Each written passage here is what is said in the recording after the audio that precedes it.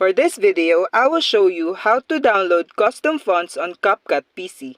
If you're new to the channel, don't forget to leave a comment down below, turn on the notification bell, and subscribe. Now let's jump straight into the video.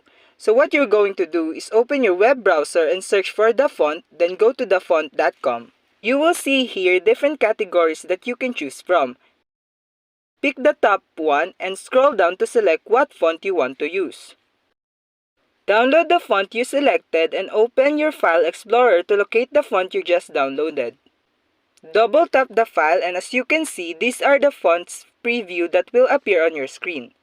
Go and press on Install in the top left and wait for it to fully download. Once it's done, you can now go to your Capcut. Go to the top and select on Text. And what you're going to do is tap on this plus button where it says Add to Track. Then next is to type whatever you want and go to the font option on the side. Next thing to do is to scroll down until you reach the system fonts, where you will see the font that you downloaded. And that's it. That is how you add custom font on a Capcut PC.